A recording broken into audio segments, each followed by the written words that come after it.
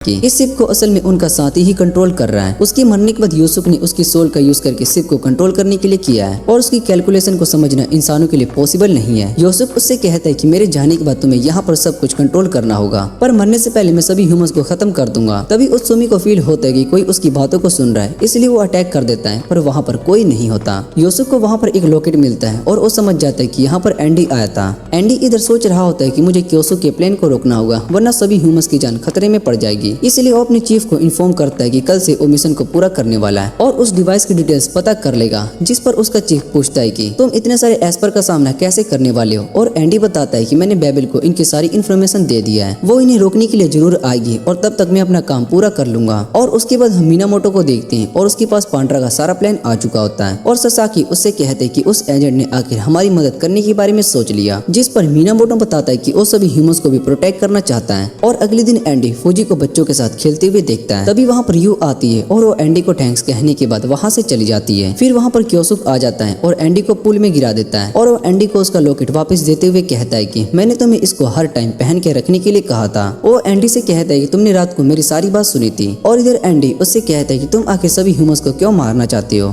मुझे तुम्हारे प्लान के बारे में पता है और मैं ये जानता हूँ कि तुम सभी एस्पर के लिए एक नई दुनिया बनाना चाहते हो। और क्योसुक उसको इग्नोर करके वहाँ से जाने लगता है और उससे कहता है कि हमारे कल की मिशन में तुम कुछ भी गड़बड़ मत करना। उसके बाद क्योसुक और बाकी सभी पोर्टल का यूज करके उस गोडाउन में आ जाते हैं, जहाँ पर वो मशीन आने वाली होती है। कुछ देर के बाद वहाँ पर कुछ वैन्स और ट्रक्स भी आने लगती है और फौजी अपने साउंड अटैक से उन सभी को वहीं पर रोक देता है। उसके बाद वो सभी उस वैन को घेर लेते हैं और तभी उन्हें पता चलता है कि उसके अंदर असल में बेबल के लोग हैं। क्योसुक समझ जाता है कि ये एक ट्रैप है, लेकिन इन्हें हमारे प्लान के बारे में कैसे पता चला। क्योसुक मागी से कहता है कि तुम सभी को यहीं पर रोक के रखो, तब तक मैं शिप पर जाता हूँ। इतना कहने के बाद वो वहाँ से चला जाता है और इधर एंडी भी जल्दी से उस पोर्टल के पास जाने लगता है। दूसरी तरफ क्योसुक के कमरे में कारू आ जाती है और उससे पूछती कि मैं तुम्हें शिप पर नहीं जाने दूंगी, वैसे भी मुझे पता चल चुका है कि वो शिप डूबने वाली है। और इतना कहने के बाद कारू अपने पावर से क्योसुक पर अटैक करती है। क्योसुक उसकी पावर्स को देखकर बहुत ही इंप्रेस होता है और उससे कहता है कि तुम क्वीन बनने के लायक बिल्कुल परफेक्ट हो। फिर क्योसुक अपनी पावर का यूज करके कारू पर अटैक करता है और उस अटैक के बाद कारू बेहोश हो जाती है। इधर एंडी उस पोर्टल का यूज करके शिप पर आ जाता है और वहाँ पर उसको यू दिखाई देती है, जो कि क्योसुक का वेट कर रही होती है। एंडी यू से कहता है कि तुम्हें जाकर सो जाना चाहिए और क्योसुक को आने में थोड़ा टाइम लगेगा। यू उसकी बात को मानकर वहाँ से चली जाती है और इधर एंडी उस रूम में आ जाता है जहाँ पर शिप के अंदर उस डिवाइस को रखा गया होता है, जिससे कि ये शिप कंट्रोल हो रही होती है और इसको सारी इन्फॉर्मेशन अपने चीफ को भेज देता है। उसका चीफ कहता है कि मैं स्पेशल फोर्स को वहाँ पर भेजने वाला हूँ और एंडी बताता है कि यहाँ पर बहुत ही सारे बच्चे भी हैं, इसलिए उन एस्पर और बच्चों को कोई प्रॉब्लम नहीं होनी चाहिए और चीफ उसकी बात को मान लेता है। उसके बाद एंडी उस मशीन को बंद करने के लिए जा रहा होता है और तभी वहाँ पर क्योसुक आ जाता है। वो एंडी से कहते हैं कि तुम असल में एक सीक्रेट एजेंट हो और तुमने हमारे प्लान को फेल किया है। क्योसुक को वहाँ पर देखकर एंडी बहुत ही हैरान हो जाता है और कहता है कि तुम पहले से यहाँ पर आ चुके थे। क्योसुक एंडी से कहता है कि तुमने मुझे धोखा दिया है, इसलिए अब तुम्हें मरना होगा। उसके बाद हम क्योसुक के पास्ट को देखते हैं, जहाँ पर क्योसुक पहली बार फुजिको से मिलता है और फिजुको के फादर उसको बताते हैं कि इसका नाम क्योसुक है, ये आज से हमारे साथ रहेगा और ये पुराने दोस्त का बेटा है और उसको मारने के बाद मैंने इसको अडॉप्ट कर लिया। फुजिको भी इस बात से बहुत ही खुश होती है और वो क्योसुक से कहती कि अब से तुम मेरे छोटे भाई हो। क्योसुक को पता चलता है कि फुजिको अब भी उसी की तरह एक एस्पर है और उसके बाद वो दोनों घर आते हैं, जहाँ पर क्योसुक एक लेटर लिख रहा होता है और बाद में हमें पता चलता है कि फुजिको के फादर असल में सभी एस्पर को ढूंढकर उनकी मदद करते हैं। क्योसुक अपना पास्ट याद करता है, जहाँ पर उसके उसको बहुत ही बुरी तरीके से ट्रीट करते थे। वो क्योसुक से कहते कि अगर तुम्हें इंसानों के बीच में रहना है तो तुम्हें अपनी इन पावर्स को यूज नहीं करना होगा। तभी रूम में फुजिको आ जाती है और वो क्योसुक से उसका लेटर ले लेती है, जो देखने के बाद क्योसुक अपनी पावर का यूज करके वो उसको लेटर वापस ले लेता है। ये देखकर फुजिको बहुत ही हैरान हो जाती है और वो सोचने लगती है कि आखिर में अपनी पावर से क्योसुक को रोक क्यों नहीं पाई। उसको लगने लगता है कि शायद से क्योसुक उससे ज्यादा पावरफुल है और फिर उस लेटर को लेने की कोशिश कर रही होती है। तभी रूम में कुछ ऑफिसर्स आ जाते हैं और एस्पर यूनिट से होते हैं। कैप्टन यूजी उनके पास आता है और उन दोनों को एस्पर यूनिट ज्वाइन करने के लिए कहता है, क्योंकि उन दोनों के पावर सच में बहुत ही यूनिक थे, जो कि एस्पर के काम आ सकते थे। पर फुजिको को ये आइडिया अच्छा नहीं लगता और वो बताती कि वॉर असल में एक बहुत ही बुरी चीज है। वॉर के कारण लोग एक दूसरे के नेशन पर कब्जा करते हैं और मुझे वॉर बिल्कुल भी पसंद नहीं है। इधर कैप्टन यूजी का डिसीजन पूछता है, लेकिन यूजी कुछ भी डिसाइड नहीं कर पाता और फुजिको उसके अपने साथ ले जाती है। उत्सुमी कैप्टन से कहता है कि वो दोनों एस्पर यूनिट को ज्वाइन नहीं करने वाले, क्योंकि फुजिको को वॉर पसंद नहीं। दूसरी तरफ क्योसुक का पास्ट नहीं अच्छा गया और उसके फादर ने उसको बहुत ही बुरी तरीके से ट्रीट किया है और उसको अपनी पावर्स का यूज करने से मना किया है। उसकी बातें सुनने के बाद कैप्टन उनसे कहते हैं कि वो दोनों हमें ज्वाइन करेंगे और वैसे भी इस दुनिया में एस्पर के लिए कोई जगह नहीं है। सभी ह्यूमंस एस्पर से हेट करते हैं और ऐसे में सिर्फ वो उनका यूज करके वेपन की तरह ही करना चाहते हैं। इधर रात को क्योसुक सोच रहा होता है कि मुझे मेरे फादर ने अपनी पावर का यूज करने से मना किया, पर मैं अपनी पावर का यूज करना चाहता हूँ, इसलिए शायद से मुझे एस्पर यूनिट ज्वाइन करना चाहिए। दूसरी तरफ फुजिको को यकीन नहीं हो रहा होता है कि वो क्योसुक के पावर को सरपास नहीं कर पाई। उसको बताया गया था कि सबसे स्ट्रॉन्ग एस्पर वहीं पर है, शायद से वो उससे ज्यादा स्ट्रॉन्ग है, इसलिए वो एस्पर यूनिट ज्वाइन करने के बारे में सोचती है जहाँ पर वो खुद को और ज्यादा स्ट्रॉन्ग बना सकती है। अगले दिन वो दोनों अपना बैग रेडी करके कैप्टन से कहते हैं कि वो एस्पर यूनिट के लिए रेडी है। कैप्टन भी उन दोनों को देखकर बहुत ही खुश हो जाता है और उसके बाद सभी लोगों के सामने एस्पर की न्यू यूनिट के बारे में बताया जाता है। वो लोग एस्पर की पावर को देखकर भी बहुत ही खुश हो चुके होते हैं और उन्हें एस्पर असल में एक तरह के मॉन्स्टर लगते हैं। ये सुनने के बाद फुजिको को अच्छा नहीं लगता और उसके बाद फुजिको की वीडियो प्ले होती है जो देखकर उसको बहुत ही गुस्सा आता है क्योंकि उसकी अच्छी वीडियो नहीं बनाई गई थी। और अगले दिन क्योसुक अपनी वॉच को ठीक कराने के लिए स्टोर पर गया होता है। वो वॉच उसके फादर की होती है और जैसे ही वो वापस घर जा रहा होता है तभी वो एक ऑफिसर से टकरा जाता है। ऑफिसर क्योसुक पर गुस्सा करने लगता है और उससे कहता है कि तुम तो एस्पर यूनिट से हो, तो भला तुम इस तरह के कपड़े क्यों पहने हुए हो? तुम्हें तो अपनी यूनिफॉर्म में होना चाहिए और वैसे भी तुम्हें यहाँ पर सिर्फ एक टूल की तरह यूज किया जाता है। फिर वहाँ पर फुजिको आ जाती है और उस ऑफिसर पर गुस्सा करने लगती है और उससे कहती है कि हम एस्पर हमारी लाइफ कैसे भी जी सकते हैं, इसलिए हमें किसी की परमिशन की जरूरत नहीं है। और ऑफिसर फुजिको की बातें सुनने के बाद बहुत ही गुस्सा हो जाता है। वो उसको पकड़ने वाला होता है तभी फुजिको उसको लात मारकर नीचे गिरा देती है। तभी वहाँ पर एस्पर यूनिट के सोल्जर आ जाते हैं और वो फुजिको को बताते हैं कि तुमने नेवी ऑफिसर को मारा है। ये सुनने के बाद वो बहुत ही हैरान हो जाती है और उसके बाद एस्पर यूनिट के सभी ऑफिसर को मीटिंग के लिए बुलाते हैं जहाँ वो इस बात को लेकर बहुत ही परेशान होते हैं और उन्हें लग रहा होता है कि शायद से अब एस्पर यूनिट को बंद कर दिया जाएगा। फुजिको को बहुत ही बुरा लग रहा होता है क्योंकि ये सब उसी की वजह से हो रहा है। और तभी कैप्टन उनके पास आते हैं। वो उन सभी से कहते हैं कि तुम्हें डरने की कोई जरूरत नहीं है, मेरे साथ कुछ भी बुरा नहीं होगा। उसके बाद कैप्टन यूजी आर्मी के कमांडर के पास आते हैं जहाँ पर बाकी ऑफिसर कहते हैं कि हमें एस्पर यूनिट को बंद कर देना चाहिए, जिस पर कैप्टन उन्हें बताते हैं कि एस्पर असल में ह्यूमंस के लिए बहुत ही अच्छी तरीके से काम कर रहे हैं, हम उनके बनाए गए वेपन से भी बहुत ही स्ट्रॉन्ग है और अगर आप हमें डिसबैंड करना चाहते हैं, कैप्टन ऑफिसर से कहते हैं कि हमें आपस में एक बैटल करना चाहिए जहाँ पर आप अपने न्यू फाइटर जेट का यूज करके हमारे खिलाफ करोगे। अगर हम इस बैटल को जीत जाते हैं तो आप हमें डिसबैंड नहीं करोगे और इस बैटल से ये भी प्रूफ हो जाएगा कि एस्पर असल में आपके बनाए वेपन से बहुत ही स्ट्रॉन्ग है या नहीं। दूसरी तरफ एक एस्पर अपनी पावर का यूज करके सारी बात को सुन लेता है और अपने बाकी साथियों को भी बता देता है कि वो सभी एक बैटल करने वाले हैं। तभी वहाँ पर क्योसुक आ जाता है और सोल्जर क्योसुक से कहता है कि अब हम इंसानों को अपनी असली पावर दिखा सकेंगे क्योंकि जल्दी हमारे बैटल उनके बनाए गए वेपन के साथ होने वाला है और इस बात से वो बहुत ही खुश थे। उसके बाद कैप्टन बताते हैं कि ये बैटल हम में से कोई एक लड़ सकता है और ये सुनने के बाद सभी सोच रहे होते हैं कि आखिर कैप्टन किसको सेलेक्ट करने वाले हैं। तभी फुजिको कहते कि ये मेरी वजह से शुरू हुआ है इसलिए मैं ही इस बैटल का पार्ट बनूंगी, पर कैप्टन उसको मना कर देता है और उसकी जगह पर क्योसुक को सेलेक्ट करता है और कहते हैं कि क्योसुक हमारी तरफ से इस बैटल में पार्ट लेने वाला है। उसके बाद हम देखते हैं कि क्योसुक उस बैटल के लिए प्रैक्टिस कर रहा होता है पर उसको एयर कॉम्बैट में उतना एक्सपीरियंस नहीं होता, जिस पर ऑफिसर उससे कहता है कि तुम प्रैक्टिस करते करते हवा में भी फाइट करना कब सीखोगे।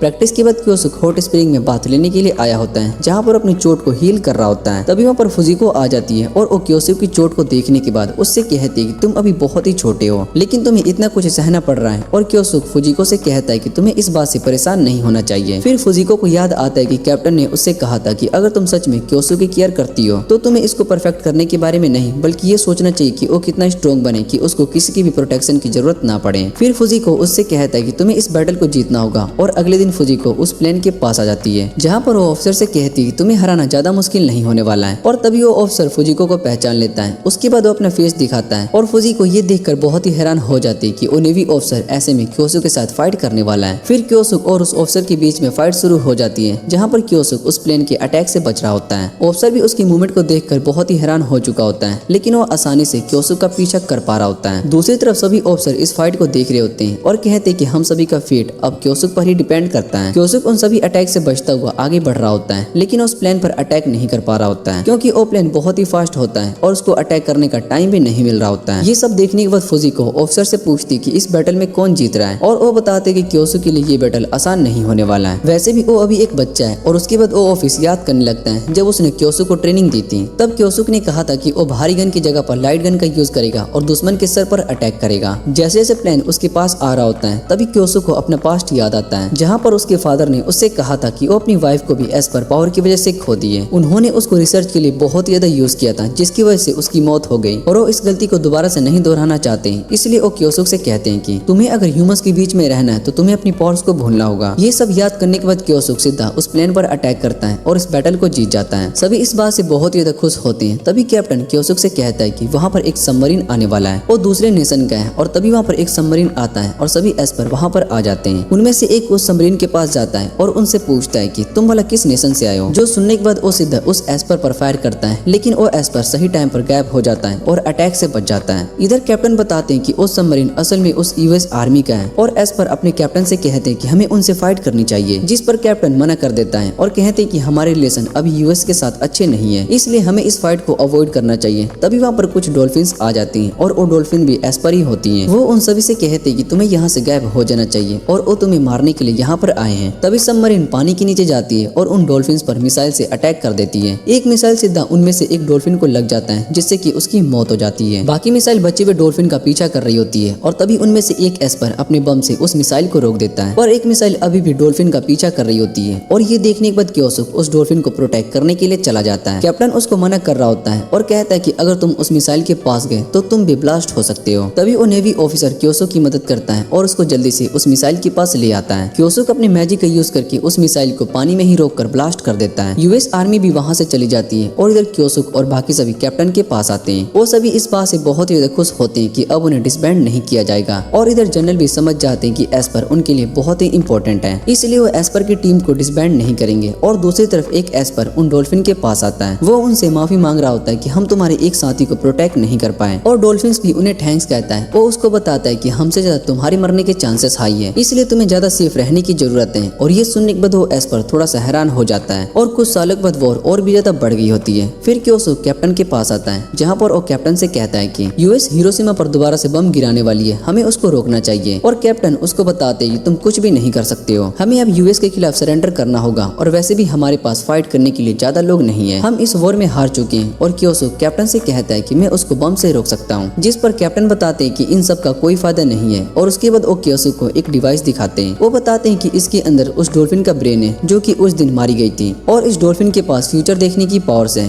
कैप्टन क्योसुक से कहता है कि तुम आगे चलकर अपनी पावर से सभी ह्यूमंस को खत्म करने वाले हो, इसलिए मैं ऐसा नहीं होने दे सकता हूँ, तो ह्यूमैनिटी के लिए सबसे बड़े मॉन्स्टर बन जाओगे तुम। और इतना कहने के बाद वो क्योसुक को शूट कर देते हैं। कैप्टन क्योसुक से कहते हैं कि तुम्हारे पास वो पावर्स है जो कि मुझे चाहिए थे, लेकिन तुम फ्यूचर में उसका यूज सभी ह्यूमंस को खत्म करने के लिए करोगे। फिर कैप्टन क्योसुक को मार देता है और तभी रेड मून हो जाता है। उसके बाद क्योसुक वापिस से जिंदा हो जाता है। ये देखने के बाद कैप्टन और ज्यादा डर जाता है और क्योसुक अपनी पावर का यूज करके कैप्टन को ही मार देता है। उसके बाद हम प्रेजेंट में आ जाते हैं, जहाँ पर क्योसुक कहता है कि मैं ह्यूमंस को मारने के बाद ही अपना मकसद पूरा कर पाऊंगा। इस टाइम के लिए मैंने बहुत ही ज्यादा वेट किया है। इधर क्योसुक एंडी पर अपनी पावर्स का यूज करके अटैक करना शुरू कर देता है और एंडी उसके सभी अटैक से बच जाता है। क्योसुक एंडी से कहता है कि तुम मेरे अटैक से बहुत ही देर तक नहीं बच पाओगे। और दूसरी तरफ हम यूएस आर्मी को देखते हैं, जो कि क्योसुक पर अटैक करने के लिए रेडी हो चुकी थी। उन्होंने अपने सारे शिप और फाइटर जेट को रेडी कर रखा था और वो सीधा उस शिप के पास आ जाते हैं। अटैक करने से पहले वो क्योसुक को सरेंडर करने के लिए कहते हैं, लेकिन क्योसुक उस आवाज को सुनने के बाद और ज्यादा गुस्सा हो जाता है। इधर वो शिप पर अटैक करना शुरू कर देते हैं और एंडी सोचने लगता है कि उन्होंने अटैक करने से मना किया था, लेकिन वो ऐसा नहीं कर रहे हैं। और ये सब सुनने के बाद क्योसुक गुस्से में बाहर चला जाता है और सभी एयरशिप को तबाह करना शुरू कर देता है। दूसरी तरफ कुछ सोल्जर शिप पर आ जाते हैं और शिप पर रहने वाले बच्चों को पकड़ने के लिए जा रहे होते हैं। तभी वहाँ पर एक एस्पर आती है और वो उन पर अटैक करना शुरू कर देती है और सभी बच्चों को वहाँ से भगाने के लिए कहती है। सोल्जर उस एस्पर की पावर को देखने के बाद अपने रडार यूज करते हैं, जिससे कि उसकी पावर काम नहीं कर रही होती है। दूसरी तरफ मागी और बाकी सभी बेबल ग्रुप से फाइट कर रहे होते हैं और उनकी मदद करने के लिए वहाँ पर मैश आ जाता है। वो सभी मीनामोटो के पास आते हैं, जहाँ पर मीनामोटो उन्हें सरेंडर करने के लिए कहता है। तभी उसको एक कॉल आता है और वो उन सभी को बताता है कि यूएस आर्मी ने क्योसुक और शिप पर अटैक कर दिया है। जो सुनने के बाद मागी और सभी बहुत ही हैरान हो जाते हैं। मागी कहता है कि हमें वापस से शिप पर जाना होगा। मीनामोटो भी उनकी मदद करने के बारे में कहता है, लेकिन उसको पता चलता है कि गवर्नमेंट ने बेबल को इन सब में इन्वॉल्व होने से मना किया है, इसलिए मीनामोटो उनकी मदद नहीं कर सकती और मागी और बाकी सभी शिप पर आ जाते हैं। तभी मीनामोटो मागी से कहता है कि तुम्हें क्योसुक को प्रोटेक्ट करना होगा। फिर वो सभी शिप पर आ जाते हैं। दूसरी तरफ यू अपने रूम से बाहर आती है। मीनामोटो चेक करने के लिए जाता है कि आखिर शिप पर क्या हो रहा है और इधर यू के पास बहुत ही सारे सोल्जर्स आ जाते हैं। इन्हें देखने के बाद वो वहीं पर छिप जाता है, लेकिन चीफ यू को ढूंढ लेता है। दूसरी तरफ मागी और बाकी सभी देखते हैं कि सारे बच्चे सेफ हैं और उनको यहाँ से बाहर निकालने के बारे में सोचते हैं। इधर बाकी सोल्जर यू को पकड़ने की कोशिश करते हैं। तभी यू अपने मैजिक का यूज करके उन्हें इल्यूजन दिखाने लगती है, जिससे कि एक सोल्जर बहुत ही ज्यादा डर जाता है और तभी चीफ उन्हें रेडार का यूज करने के लिए कहता है। वो सभी रेडार का यूज करके यू की पावर्स को रोकने लगते हैं और यू को भी उस पावर से बहुत ही ज्यादा प्रॉब्लम होने लगती है। यू उसकी वजह से बेहोश हो जाती है है और दूसरी तरफ मीनामोटो एंडी को सोल्जर के साथ देखता है। वो एंडी से कहता है कि तुम हमें धोखा दे रहे हो और इतने में सोल्जर उस पर अटैक करके उसको बेहोश कर देते हैं। एंडी चीफ के पास आता है और वो चीफ से कहता है कि आपने शिप पर अटैक क्यों किया, ये प्लान में नहीं था। जिस पर चीफ बताता है कि हमें जनरल से ऑर्डर मिले थे और वैसे भी एस पर मोस्टर होते हैं। फिर एंडी वहाँ पर यू को बताता है और उसको देखने के बाद वो चीफ से कहते हैं कि आप उसको छोड़ दो। जिस पर चीफ बताता है कि एक मोस्टर है और हम इस पर रिसर्च करने वाले हैं। ये सब सुनने के बाद एंडी को बहुत ही गुस्सा आता है और वो बताता है कि मैं इन सब एस्पर के साथ रह चुका हूँ, मुझे पता है कि ये भी हमारी तरह ही ह्यूमंस है। और इतना कहने के बाद वो एक सोल्जर से गन ले लेता है। ये देखने के बाद चीफ एंडी से कहता है कि तुम इन एस्पर के लिए हमें धोखा दे रहे हो और अगर तुम्हारा यही डिसीजन है तो तुम्हें भी मेरा होना होगा। और इतना कहने के बाद चीफ एंडी को शूट कर देता है और एंडी मर जाता है। उसके बाद वो यू को लेकर वहाँ से चले जाते हैं और इधर क्योसुक एयरशिप से फाइट करते हुए थक गया होता है। तभी वो अपनी शिप की ओर देखता है और उसकी शिप की हालत बहुत ही ज्यादा खराब हो चुकी होती है। एक एयरशिप कुछ बच्चों पर अटैक करने के लिए जा रहे होते हैं पर तभी वहाँ पर मागी आकर उस एयरशिप को खत्म कर देता है। मागी उन बच्चों से कहता है कि तुम्हें कुछ भी नहीं होगा और इतने में वहाँ पर क्योसुक आ जाता है। वो बहुत ही शॉक्ड होता है और उसको ऐसा देखने के बाद मागी क्योसुक पर बहुत ही गुस्सा करने लगता है। वो क्योसुक से कहता है कि तुम ही सिर्फ इस शिप को बचा सकते हो और ये सब सुनने के बाद क्योसुक वापस से नॉर्मल हो जाता है। फिर अपनी पावर्स का यूज करने के बाद सभी एयरशिप्स को खत्म करना शुरू कर देता है और कहता है कि इस बार मैं अपने लोगों को मरने नहीं दे सकता हूँ। इधर मागी और बाकी सभी पोर्टल का यूज करके शिप से चले जाते हैं और उसके बाद पोर्टल टूट जाता है। कनाओ यू के बारे में पूछती कि वो कहाँ पर है और दूसरी तरफ शिप पूरी तरीके से तबाह होने वाला होता है। क्योसुक भी अपनी पावर का यूज करने के बाद बहुत ही ज्यादा थक चुका होता है। इधर एंडी को भी होश आ जाता है और वो देखते कि क्योसुक ने जो लॉकेट उसको दिया था उस लॉकेट ने ही उसकी जान बचाई है और एंडी क्योसुक को ढूंढने लगता है। दूसरी तरफ एयरशिप लगातार अटैक करने लगता है और उन्हें रोकते हुए क्योसुक भी बेहोश होकर नीचे गिरने लगता है। ये देखने के बाद एंडी उसकी मदद करने के लिए जाता है और इधर वो शिप पूरी तरीके से तबाह हो चुकी होती है। दूसरी तरफ क्योसुक पानी के अंदर होता है और एंडी उसको बचा लेता है।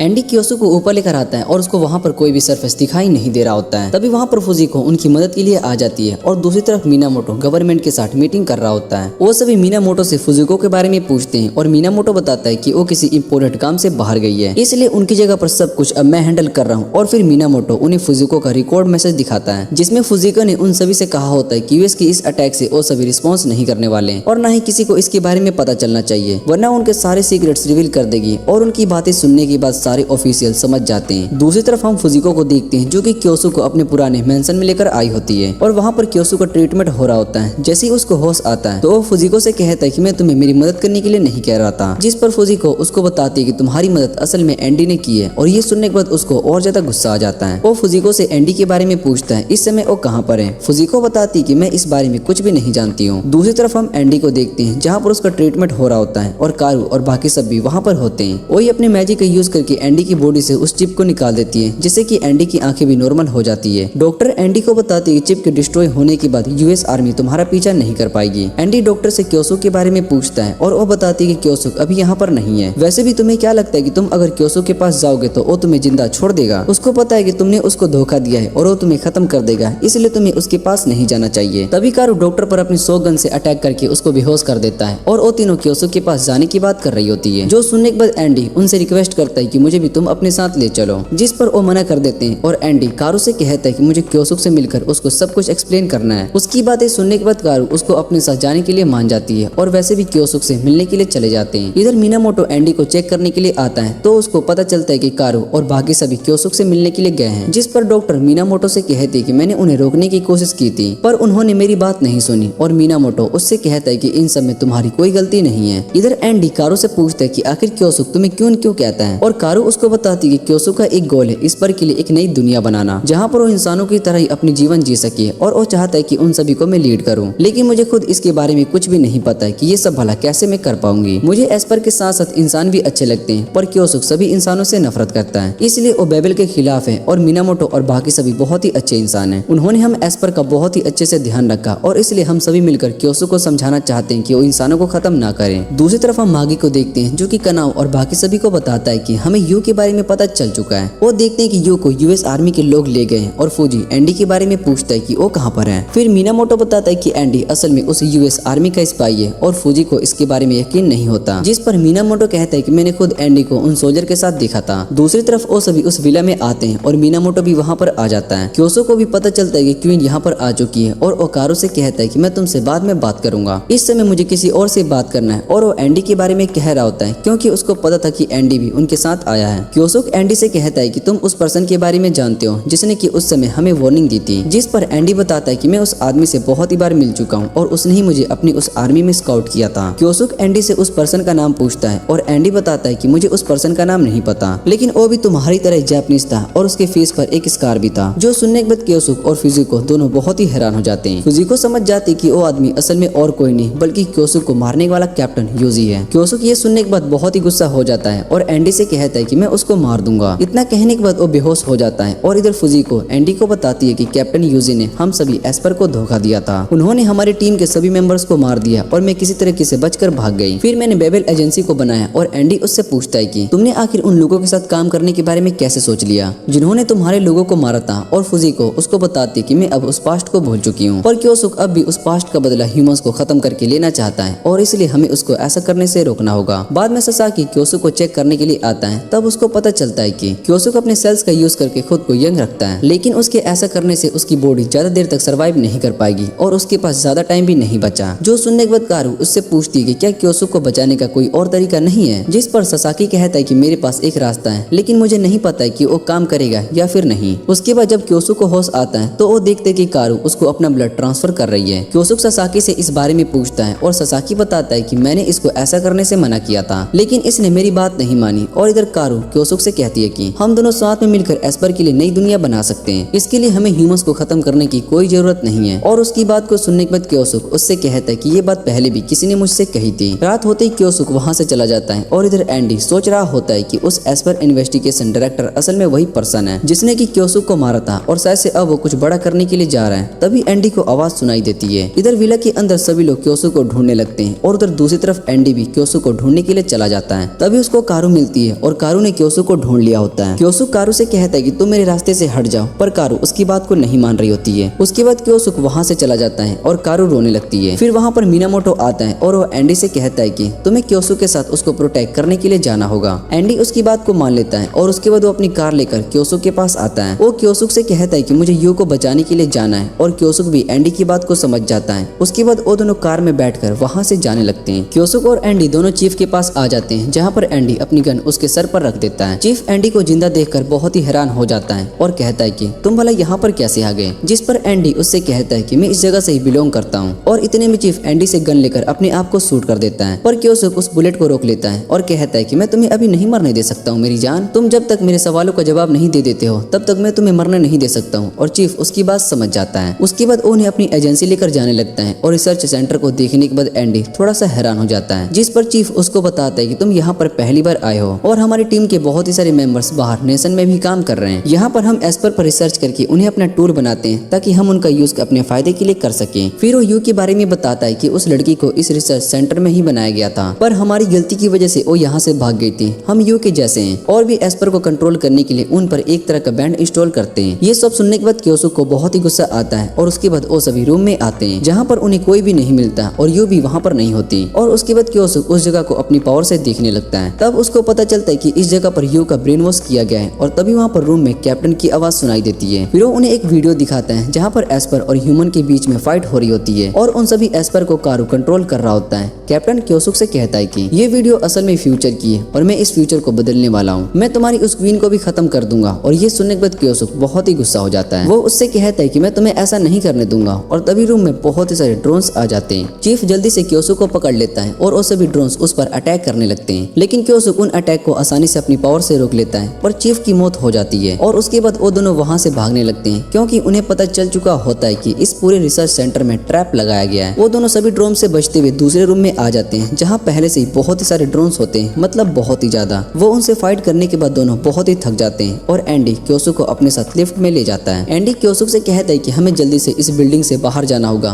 क्योसुक को वहाँ पर कुछ भी नहीं मिलता। उसके बाद जैसे ही वो डोर को ओपन करते हैं तो उनके सामने बहुत ही सारे ड्रोन्स पहले से ही उनका वेट कर रहे होते हैं। क्योसुक अपने स्वॉर्ड से उन सभी के अटैक को रोक लेता है और उन्हें इतने में ही एंडी आ जाता है। वो सभी ड्रोन्स को खत्म करना शुरू करता है और बाद में वहाँ पर कुछ सोल्जर्स भी आते हैं, पर एंडी उन्हें भी आसानी से हरा देता है। और उसके बाद दोनों हॉल में आ जाते हैं जहाँ पर उन्हें और भी ड्रोन्स दिखाई देते हैं और उनसे फाइट करते करते दोनों की हालत बहुत ही खराब हो चुकी होती है। एंडी क्योसुक से कहता है कि तुम्हें यहाँ से चले जाना चाहिए और मैं इन सभी को रोक कर रखता हूँ। उसकी बातें सुनने के बाद क्योसुक थोड़ा सा हैरान हो जाता है और एंडी उससे माफी मांगता है और कहता है कि मैं तुम्हें सच नहीं बताया। जो सुनने के बाद क्योसुक उससे कहता है कि मैं मैं तुम्हारी बात पर दोबारा यकीन नहीं करने वाला हूँ, और वैसे भी तुम मेरी टीम के मेंबर हो। जिसके बाद एंडी उससे कहते हैं कि हमें यू को बचाना होगा, और जैसे ही वो दोनों फाइट करने के लिए रेडी होते हैं तभी वहाँ पर मागी और पांड्रा के बाकी मेंबर्स भी आ जाते हैं, और वो सभी मिलकर उन सभी ड्रोन्स और सोल्जर को हरा देते हैं। उसके बाद वो सभी एक सबमरीन पर आ जाते हैं, और मागी क्योसुक से कहता है कि आपको इस तरह से अकेले फाइट करने की जरूरत नहीं है, हम सभी एक टीम है। और क्योसुक मागी से कहता है कि तुमने बहुत ही अच्छा काम किया। दूसरी तरफ फौजी एंडी पर गुस्सा कर रहा होता है और उससे कहता है कि तुमने भला हमें धोखा क्यों दिया, जिस पर एंडी उससे इस बात के लिए माफी मांगता है और उससे कहता है कि इस समय मुझे यू को प्रोटेक्ट करना है। फौजी उसकी बात को सुनने के बाद उसे माफ कर देता है, लेकिन उसको एक जोर से पंच मारता है और उससे कहता है कि अब सब कुछ इक्वल हो चुका है, इसलिए हम सभी मिलकर यू को बचाएंगे। और उसके बाद वो न्यूज में न्यूयॉर्क की एक मेयर को देख रहे होते हैं। वो मेयर असल में एस्पर और ह्यूमंस की फाइट को लेकर बहुत ही ज्यादा परेशान था, इसलिए उसने डिसाइड किया कि आगे के फ्यूचर के लिए एस्पर और ह्यूमंस दोनों साथ में आराम से रहेंगे। क्योसुक सब कुछ समझ जाता है और कहता है कि कैप्टन यूजी असल में यू का यूज करके इस मेयर को मारने के लिए करने वाला है, इसलिए हमें जल्दी से यू को ढूंढना होगा। और दूसरी तरफ फुजी को यू को ढूंढ लेती है, लेकिन यू की पावर की वजह से उसको अपना इल्यूजन दिखाई देता है। और उसके बाद माही भी यू को रोकने की कोशिश करता है, लेकिन वो भी यू को नहीं रोक पाता और बाकी मेंबर्स भी यू के पावर्स के सामने टिक नहीं पाते हैं। दूसरी तरफ एंडी शहर में घूम रहा होता है और तभी उसको यू दिखाई देती है और उसके पीछे जाने लगता है। उसके बाद हम कैप्टन यूजी को देखते हैं और अपना प्लान सोच रहा होता है। मेयर असल में यहाँ पर एस्पर और ह्यूमन के बीच के रिलेशन को अच्छा करने की कोशिश कर रहा होता है, लेकिन जब वो खुद एक एस्पर के हाथों मारा जाता है तब सभी ह्यूमंस एस्पर के खिलाफ हो जाएंगे। यहाँ तक कि गवर्नमेंट भी एस्पर को मारने का ऑर्डर दे देगी और एस्पर भी हमें प्रोटेक्शन के लिए ह्यूमन से फाइट करने लगेंगे। इस फाइट से आने वाला फ्यूचर भी चेंज हो जाएगा और क्योसुक जिस लड़की को क्वीन बनाना चाहता है वो भी मारी जाएगी। दूसरी तरफ एंडी यू का पीछा कर रहा होता है और यू उस असेंबली हाउस में आ जाती है जहाँ पर मेयर अपनी स्पीच देने वाले होते हैं। जैसे ही एंडी वहाँ पर आता है तो कुछ गार्ड्स उसको पकड़ लेते हैं और उससे कहते हैं कि हमें ऑर्डर्स मिले इसलिए तुम्हें अरेस्ट किया जा रहा है। और इतने में वहाँ पर ससाकी और मिनाटो आ जाते हैं। वो दोनों एंडी की मदद करते हैं और उससे कहते हैं कि तुम जाकर यू को रोको, तब तक हम इन्हें रोकते हैं। वो दोनों सभी लोगों को वहाँ से जाने के लिए कहते हैं और जैसे ही मेयर स्पीच देने के लिए आता है तो यू उन पर अटैक कर देती है, पर सही टाइम पर एंडी उन्हें प्रोटेक्ट कर लेता है और उन्हें यहाँ से जाने के लिए कहता है। उसके बाद यू अपनी पावर्स का यूज करके सभी लोगों को वहाँ इल्यूजन में डाल देती है और सभी लोग बहुत ही ज्यादा डरे होते हैं। इधर क्योसुक यू को रोकने के लिए आता है पर यू उसे अपने मैजिक का यूज करती है। जैसे ही क्योसुक को अपना पास्ट याद आने लगता है और उसके सामने उसके सभी साथी होते हैं और उसके फादर उससे कहते हैं कि तुम अगर मर जाते तो ये सब के लिए बहुत ही अच्छा होता। और अपना इतना बुरा पास्ट देखने के बाद क्योसुक बहुत ही गुस्सा हो जाता है। वो अपनी पावर्स का यूज करके सब कुछ चेंज करना चाहता है, इसलिए अपनी रियल पावर का यूज करना शुरू कर देता है। उसके बाद हमें यू का पास्ट दिखाई देता है जहाँ पर उसके साथ रिसर्च किया जा रहा होता है, पर रिसर्च में कुछ गड़बड़ हो जाती है और वो लोग यू को मारने वाले होते हैं और ये देखकर यू बहुत ही डर जाती है। वो अपने पावर्स का यूज करके सभी लोगों को मार देती है और उस जगह से दूर चली जाती है। यू ने बहुत ही सारी जगह चेंज किए थे क्योंकि उसको हमेशा इस बात का डर रहता था कि कहीं वो अपनी पावर से लोगों को ना मार दे। उसके बाद वो क्योसुक से मिली जहाँ पर क्योसुक ने यू से कहा कि वो यू के लिए एक अच्छी दुनिया बनाएगा जहाँ पर वो अच्छे से रह सकेगी। फिर हम देखते हैं कि क्योसुक यू को ठीक कर देता है और उसके पीछे बने बैंड को भी हटा देता है, पर क्योसुक अपनी पावर को कंट्रोल नहीं कर पा रहा होता और वो एंडी से कहता है कि मेरा टाइम आ चुका है। वैसे भी मैंने अपनी क्वीन और आने वाली फ्यूचर दोनों को प्रोटेक्ट कर लिया है, इसलिए मुझे अब कोई बात का रिग्रेट नहीं है। पर एंडी उसकी बात को नहीं मानता और उसके पास जाता है और वो क्योसुक से कहता है कि मुझे वो दुनिया देखनी है जो कि तुम एस्पर के लिए बनाने वाले हो। पहले मुझे एस्पर पसंद नहीं थे, पर जब मैं उस शिप पर गया तब मैंने एस्पर के बारे में जाना और मुझे पता चला कि वो भी ह्यूमंस की तरह ही होते हैं, इसलिए मैं तुम्हें मारने नहीं दे सकती हूँ। और इतना कहने के बाद एंडी अपनी पावर्स का यूज करता है जिससे कि वो क्योसुक के पावर को सरपास कर सके और उसकी पावर की वजह से क्योसुक नॉर्मल हो जाता है। पर एंडी ज्यादा पावर को यूज करने की वजह से वहीं पर बेहोश हो जाता है। उसके बाद हम कैप्टन यूजी को देखते हैं जो कि पार्क में बैठा होता है, पर क्योसुक उसके पास आता है। कैप्टन उससे कहता है कि मेरे सभी लोगों को पकड़ लिया गया है और मेरा प्लान फेल हो चुका है, इसलिए अच्छा यही होगा कि तुम मुझे मार दो और वैसे भी मैं तुम्हें हर टाइम डराता रहूंगा। उसकी बातें सुनने के बाद क्योसुक उससे कहता है कि मैं तुम्हें नहीं मारूंगा, उसकी जगह मैं तुम्हारी सोल और मेमोरीज को खत्म कर दूंगा। तुम अपनी लाइफ बस एक डेड मैन की तरह ही जीने वाले हो। इतना कहने के बाद उसकी सोल को खत्म करके वहाँ से चला जाता है। दूसरी तरफ हम एंडी को देखते हैं जो कि मागी और बाकी सभी से कहता है कि अब मुझे जाना होगा। यू उसके पास आती है और उससे कहते हैं कि हम वापिस से जरूर मिलेंगे। बाहर एंडी क्योसुक से मिलता है और क्योसुक उससे पूछता है कि तुम अब कहाँ जा रहे हो, जिस पर एंडी उससे कहता है कि इस बारे में मुझे भी नहीं पता और वैसे भी मैं ना तो ह्यूमंस हूँ और ना ही एस्पर, इसलिए मुझे अपने बारे में जानना है और आखिर में क्या हूँ और अपने इस पावर का पता लगाने के लिए मुझे कहीं दूर जाना पड़ेगा। इतना कहने के बाद वो क्योसुक को उसके लॉकेट वापस करने लगता है और उससे कहता है कि तुमने कहा था कि तुम मुझे फोर्स नहीं करोगे। क्योसुक लॉकेट लेने से मना कर देता है और एंडी से कहता है कि एक दिन मैं तुम्हें अपनी टीम का मेंबर बनाकर ही रहूंगा। उसके बाद एंडी वहाँ से चला जाता है और यहाँ क्योसुक भी अपने सभी साथी के साथ वापस से जापान आ जाता है और सभी अपनी इस जीत से बहुत ही ज्यादा खुश होते हैं और इसी के साथ इस एनिमे का सीजन यहीं पर एंड हो जाता है। अगर आपको ये वीडियो अच्छी लगे तो वीडियो को लाइक करके चैनल को सब्सक्राइब जरूर कर लेना। तो मिलते हैं अगली वीडियो में।